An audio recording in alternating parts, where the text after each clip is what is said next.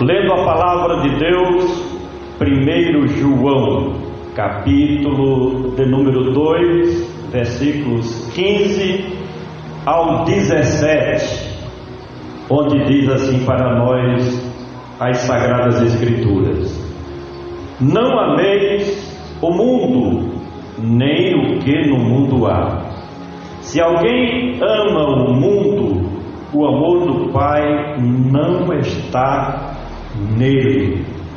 Porque tudo o que há no mundo, a concupiscência da carne, a concupiscência dos olhos e a soberba da vida, não é do Pai, mas do mundo.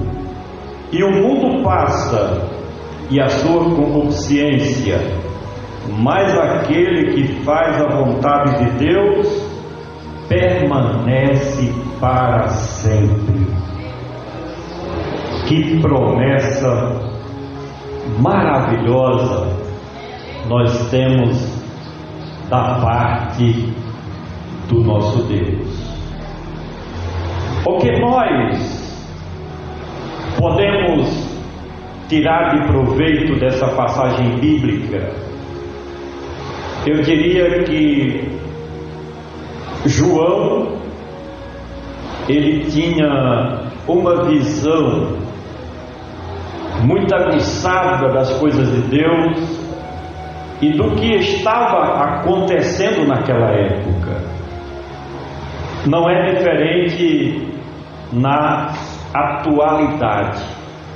Se ele vivesse nos nossos dias, certamente ou pregaria ou escreveria com mais ênfase ainda esse texto bíblico.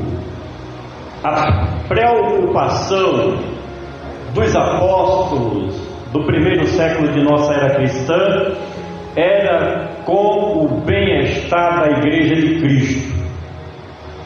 Eles tinham uma preocupação muito grande com o ensino bíblico para fortalecer o povo de Deus. Eu dizia um outro dia aqui que daqui para frente os dias serão difíceis para quem deseja estar no centro da vontade de Deus. Para quem quer viver de qualquer maneira, a porta é larga, o caminho é espaçoso, mas, no entanto, quem escolheu fazer a vontade de Deus vai ser provado, vai ter que passar no teste, se é um cristão verdadeiro ou não. E essa pressão, ela vai vir de todos os lados. Sabe por quê? Porque cada dia que passa, mais nós nos aproximamos do dia glorioso da volta do Cristo de Deus.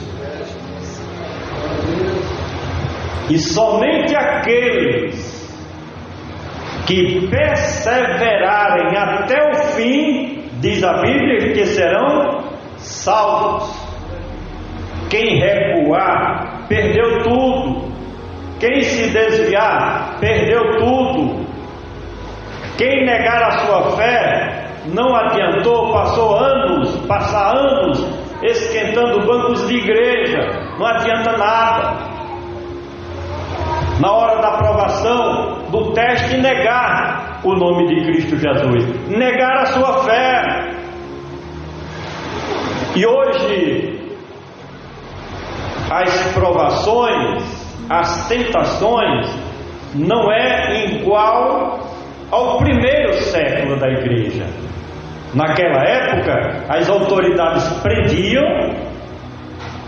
colocavam você diante de uma fogueira e perguntavam: você vai negar o nome de Jesus ou quer ser jogado dentro da fogueira?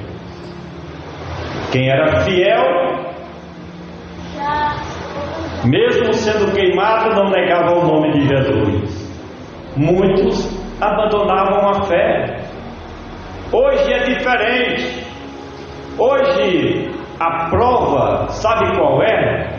É esfriar o seu amor para com Deus, é esfriar o seu amor na obra de Deus. Por isso que você vê muitos, é grande a quantidade, irmãos, daqueles que estão abandonando a casa de Deus, de um modo geral.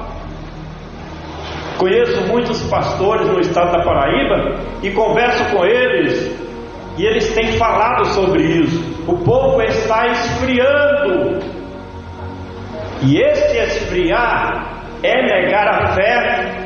Por quê? Porque chega um momento que você não tem força para continuar na jornada. Enquanto podemos, vamos buscar a presença de Deus e nos fortalecer cada vez mais, para então termos força o suficiente para enfrentar os maus dias que teremos pela frente.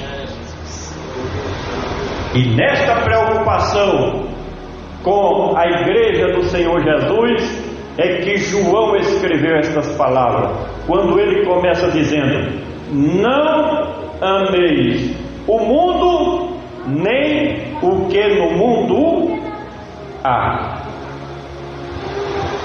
Que mundo é esse a que se refere o escritor sagrado? Não é o sol, as estrelas, a terra, é o sistema. Esse mundo que não devemos amar é uma proibição. Você tem um filho ou uma filha e aquela criança está fazendo algo de errado e você diz: não faça. É uma proibição, não faça, porque se fizer vai dar errado. Não é diferente com a palavra de Deus. Moisés deixou a sua lei, a sua legislação, e tinha não faça isso, não faça isso. Deus próprio dizendo. Com Jesus não é diferente. Ele veio, estabeleceu a sua legislação, o seu evangelho, e também tem muita coisa que não podemos fazer, porque se fizermos, vamos entristecer o Espírito Santo de Deus, vamos desagradar a Deus, e só quem perde somos nós. Deus não perde nada, quem perde somos nós. Então quando ele diz não faça isso, é para o nosso próprio bem. E a mensagem é: não ama o mundo, não ameis o mundo, nem o que no mundo há. Esse mundo é tudo que está aí que desagrada a Deus. A Bíblia diz, o próprio Jesus falando, veja o que ele diz sobre este mundo, sistema, sobre este mundo dominado pelo mal, sobre este mundo dominado pelas trevas. Evangelho de João, capítulo 15, versículo 18, 19 e 20. Diz assim: olha, se o mundo vos aborrece, sabei que primeiro do que a vós me aborreceu a mim. Às vezes nós não entendemos quando alguém se levanta contra nós, mesmo sem motivos, mesmo sem razão de ser. Alguém se levanta contra você de maneira injusta, e se não tivermos o Espírito Santo de Deus, não vamos compreender que são pessoas mundanas, são pessoas que estão sendo utilizadas, são instrumentos do mal e das trevas, do inimigo, do adversário, para tentar me atingir e atingir. Foi justamente o que o Senhor Jesus ele falou aqui, olha: se o mundo vos aborrece, sabei de que primeiro do que vos aborrece aborreceu a mim. Aleluia. Jesus não errou, não falhou, não falou mal de ninguém, não prejudicou a ninguém, só pensava o que era bom para os outros, fez tanto milagres, prodígios, sinais e maravilhas, mas veja que o mundo se levantou contra ele. Não é diferente na vida de cada um de nós. Sabe por quê?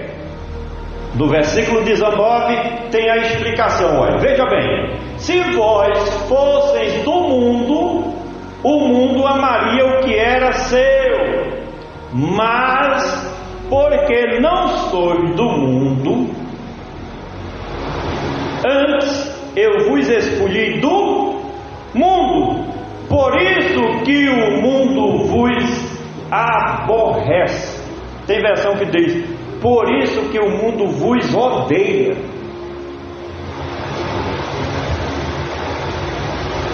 Não há como aqueles que vivem para o mundo, aqueles que são profanos, aqueles que são incrédulos, aqueles que são terrenos, aqueles que são ateus, aqueles que são materialistas, simplesmente terrenos, gostar de você. Porque a Bíblia diz que não há comunhão entre a luz e as trevas. Quem não vive com Deus e para Cristo não está na luz, está nas trevas. E a Bíblia diz que eu e você somos luz do mundo.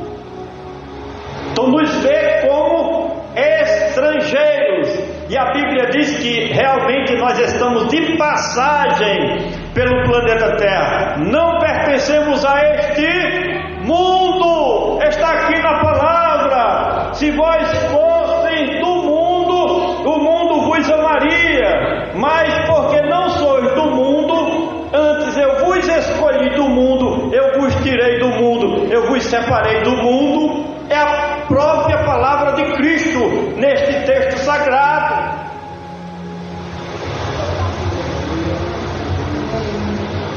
Qual é o conselho do nosso relacionamento com o mundo?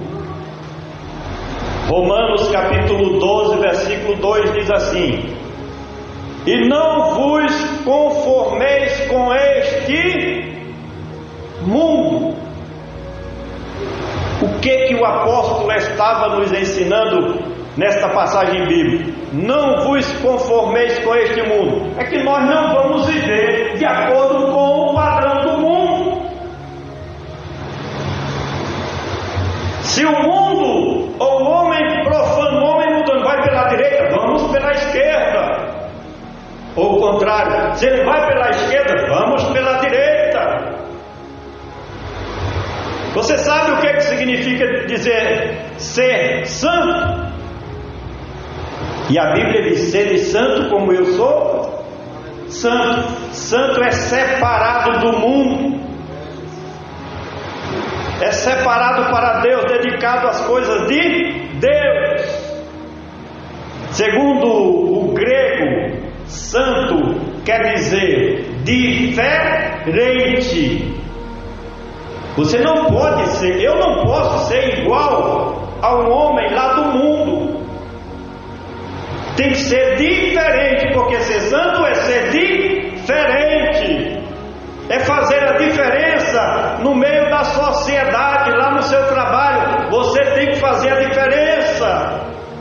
Alguém tem que olhar para você e admirar o seu jeito de falar, de andar, de se comportar, de se vestir.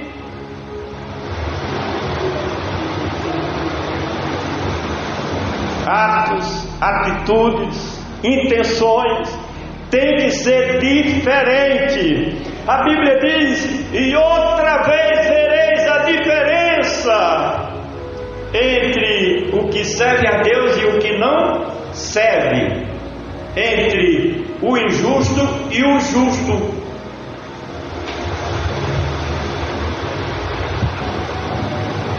1 João João capítulo 5, versículo 4 e 5.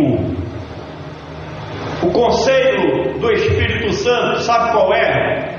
É que em vez de nos conformar com esse mundo, se conformar, irmão, é se adaptar ao sistema, é se conformar. Não tem que ser assim mesmo. Não, isso pode. Você é crente, mas não tem nada a ver que for uma festa na praça pública. Vai vir aí cantores do Rio de Janeiro, de São Paulo. Não estou falando de festa gospel não, festa evangélica não, é festa profana. Não tem nada a ver. Não que você vá não. Eu tenho um primo aqui que quando eu cheguei, ele me chamou para ir para a festa que tinha aí na praça umas 10 vezes. Quando foi repetindo, aí a última vez que ele me convidou, disse: rapaz, vamos para a festa, rapaz. Teu irmão está aqui, João Pessoa, a gente vai. Você fica tomando guaraná lá e comendo churrasco. Aí eu disse: você já me convidou umas 10 vezes. Eu vou te fazer um convite. Você me convidou 10 vezes. Eu vou fazer um convite para você. Ele disse: qual é? Eu digo: vamos domingo para a igreja? Nunca que fui. Fica essa sedução do mundo, dos ímpios, dos profanos, querendo nos tirar da presença de Deus.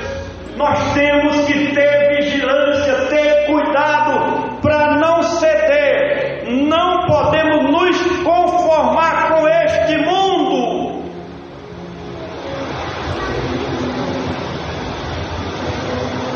Repetindo aqui, Romanos 12, 2. E não vos conformeis com este mundo, mas transformai-vos pela renovação do vosso entendimento, para que experimenteis qual seja a boa, agradável e perfeita vontade de Deus.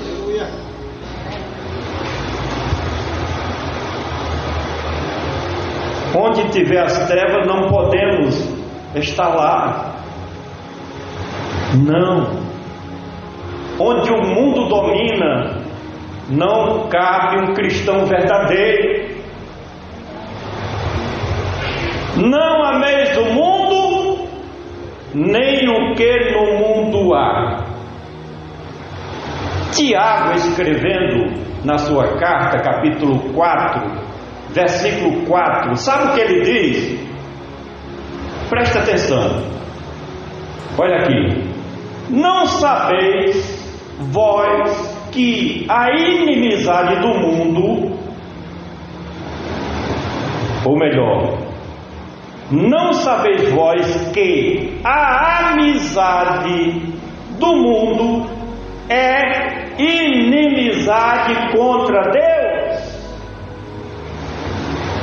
Portanto, qualquer que quiser ser amigo do mundo se constitui o quê?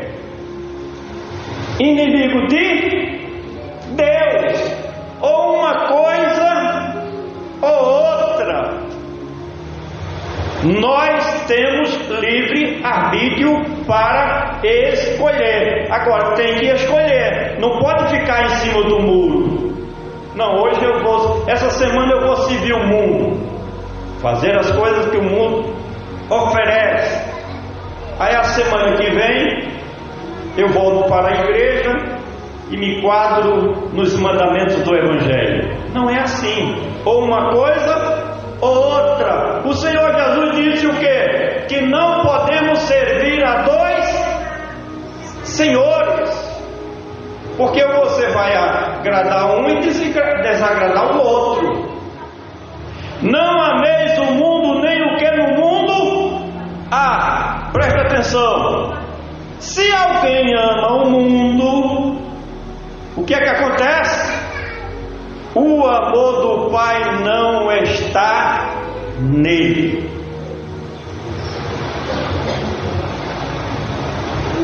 Versículo 16. Porque tudo o que há no mundo, Aí 3 coisas aqui ele enumera. Primeiro, as concupiscências da carne. Segundo, as concupiscências dos olhos. Terceiro, a soberba da vida. Não é do Pai, mas do mundo. O que é as concupiscências da carne?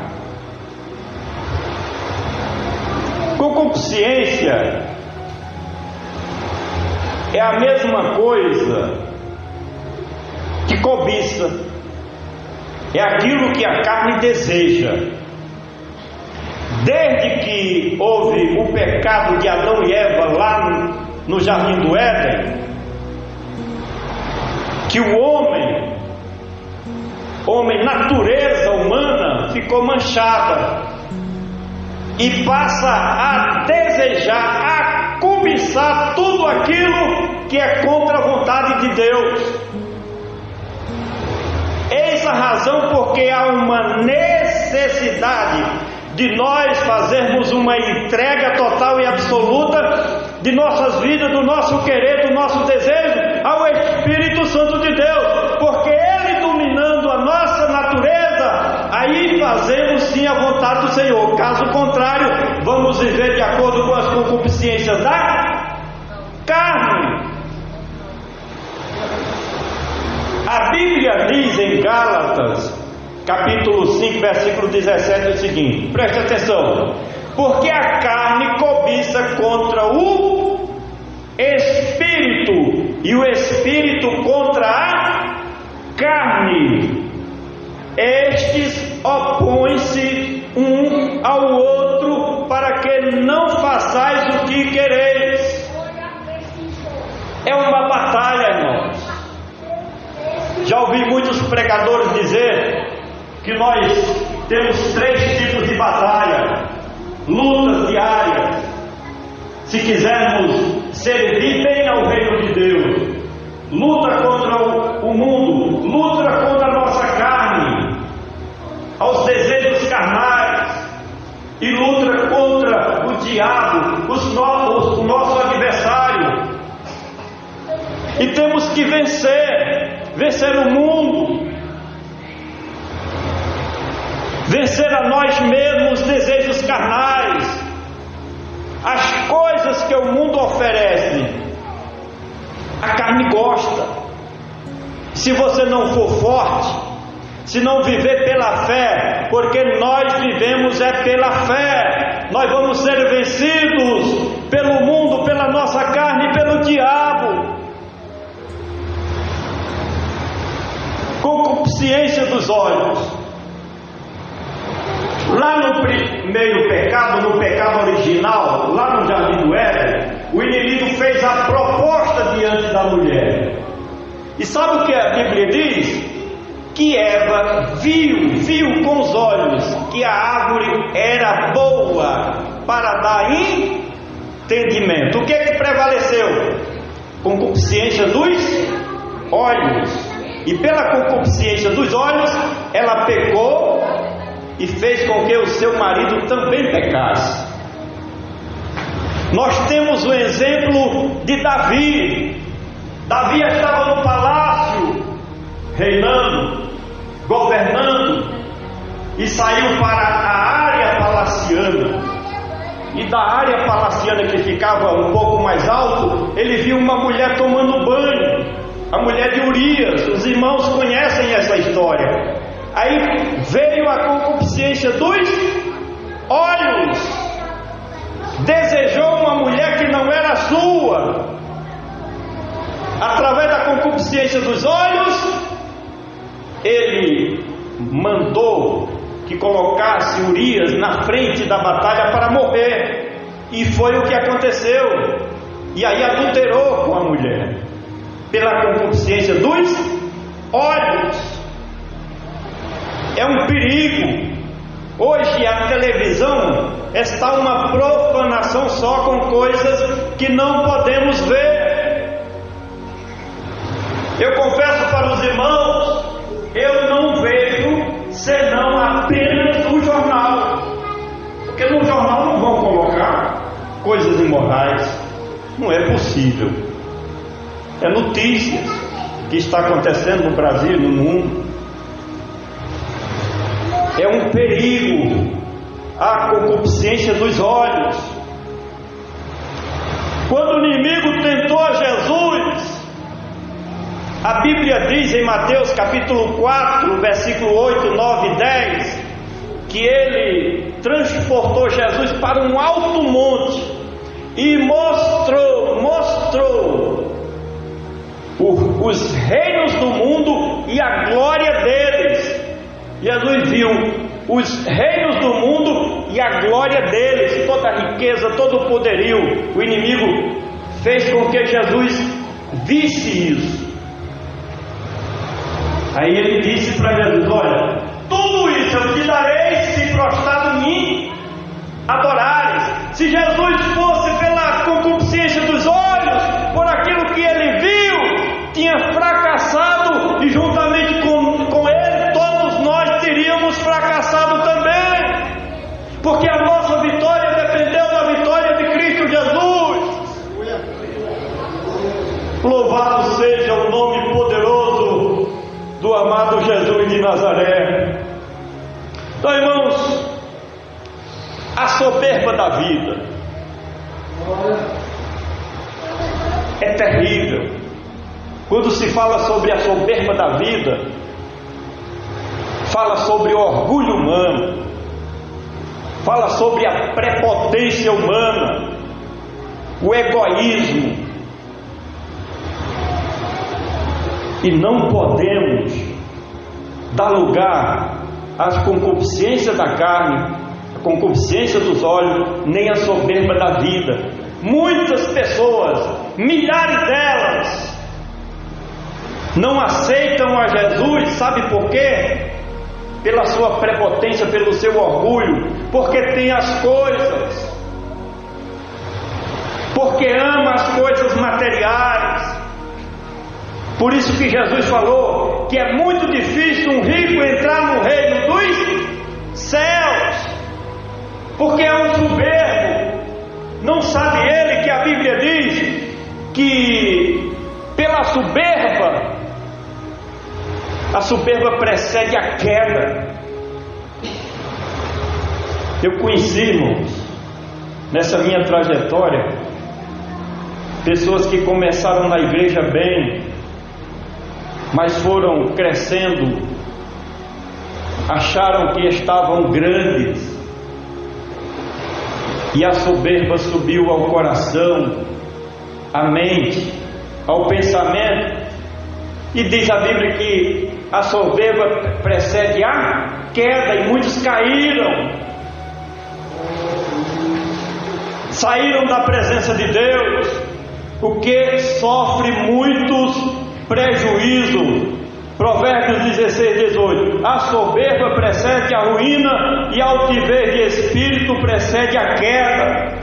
Salmo 19, versículo 13: também da soberba guarda o teu servo, era Davi dizendo: guarda, me guarda, não deixa que a soberba entre no meu coração, meu Pai. O orgulho, a prepotência do homem se achar melhor do que o outro, mais importante do que o outro. E hoje é uma guerra, uma batalha, um querendo tomar o lugar do outro. É assim ou não é? Mas eu quero finalizar. 17: o mundo passa e a sua concupiscência, mas aquele que faz a vontade de Deus, o que acontece? Permanece para sempre. Mas aquele que faz a vontade de Deus permanece para sempre, jamais cairá. Quem faz a vontade de Deus jamais será destruído. Quem faz a vontade de Deus jamais será derrotado. Passa luta, passa provação, passa o teste, sim, porque estamos sujeitos a estas coisas, mas jamais será destruído. Que Deus em Cristo Jesus Aplique esta palavra em nossos corações para vivermos de acordo com a vontade de Deus. Repito, aquele que faz a vontade de Deus permanece para sempre. Pode tombar, pode até morrer, pode até ser vencido pela doença, pela enfermidade ou pela velhice, mas quando Jesus voltar, ressuscitará, participará do arrebatamento da igreja que foi comprada e redimida com o sangue do Cordeiro de Deus que tira o pecado do mundo. Aquele que faz a vontade de Deus permanecerá. O que significa isso? Vai ter vida eterna, vai ter salvação, vai morar eternamente nas mansões celestiais com o Deus de Abraão, Deus de Isaac e o Deus de Jacó. Amém? Glórias ao nome poderoso do nosso amado Deus.